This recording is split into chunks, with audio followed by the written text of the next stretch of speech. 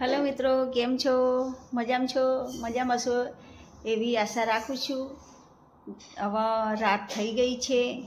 હવે રાત્રે તો જમવું તો પડશે જ.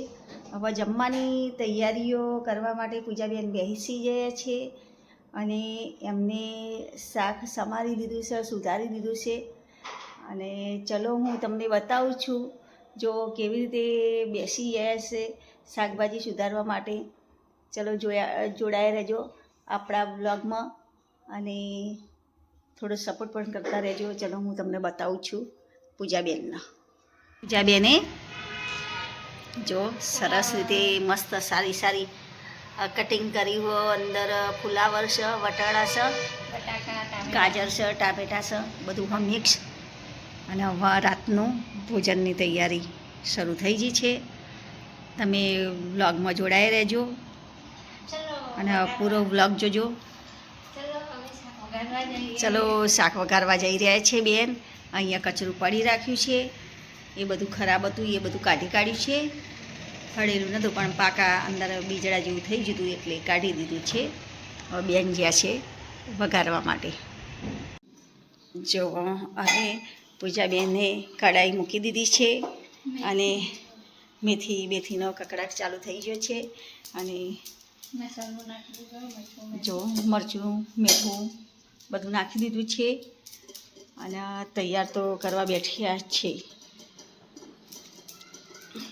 જો કઈ રીતે થાય છે. રાઈ ફૂટી ગઈ છે અને થોડી અમારે રાઈ અને મેથી છે ને, રાઈ મેથી છે. રાઈ મેથીનો વઘાર તો સારો લાગતો જ હોય.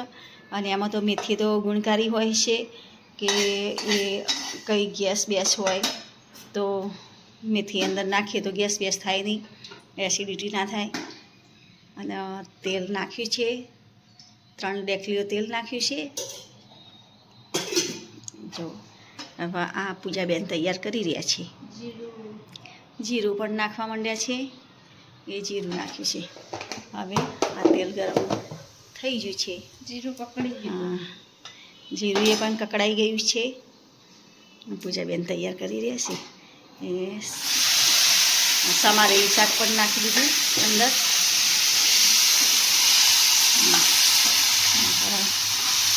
બધું મિક્સ કરી રહ્યા છે.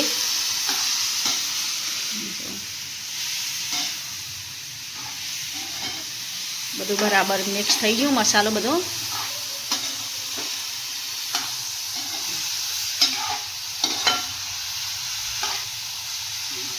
સરસ મિક્સ થઈ ગયું. હવે આની અંદર થોડુંક પાણી વેડશે.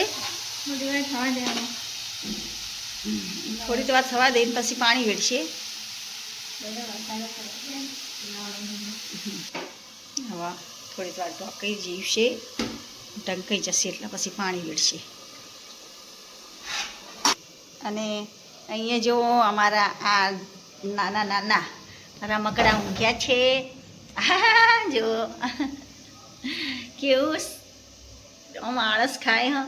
બગાસું લઈ રહ્યું છે. જો આ ખાવાનું અહીંયા ઢોળી કાઢી હતી પેલા એમાંથી મસ્તી ચડ્યા હતા એટલે, અને મસ્તી કરતાં ઊંઘી ગયા. હવે ઉડશે.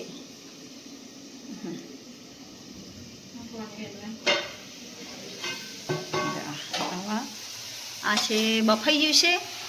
હવે એની અંદર પાણી વેડી દેશે. પાણી તો અંદર કેટલું વેડશે? 1 ગ્લાસ વેડશે પાણી.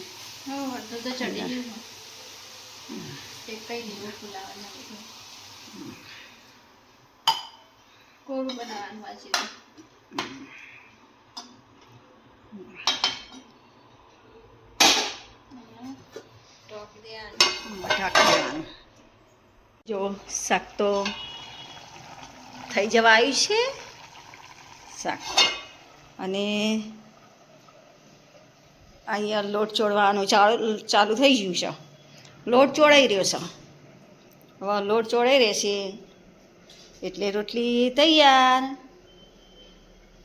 એટલે રાતે આપણે જમવાનું તો બહુ ભારે નહીં જમતા, થોડું તો હલકું ખોરાક ખાઈએ જ છીએ.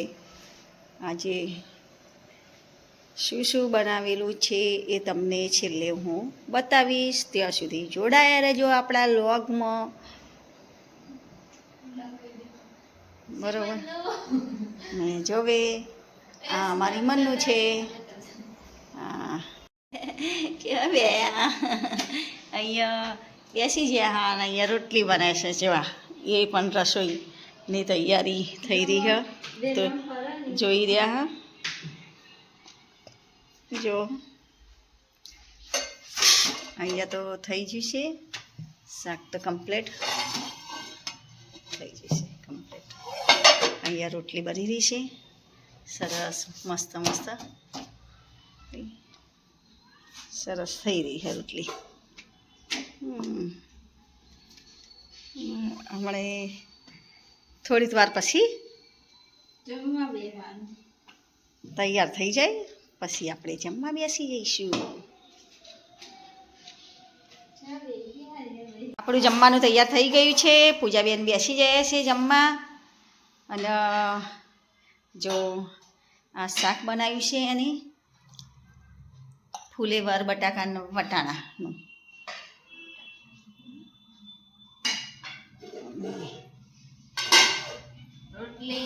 આ રોટલી છે. રોટલી કાઢો. રોટલી બનાવી છે. આ છે દાળ છે અને દાળના ભાત. આ ભાત છે ગુજરાતી દાળ ભાત છે. અને પાણીના ગ્લાસ. પૂજાબેન તો બેસી જાય તૈયાર કરીને ખાવા.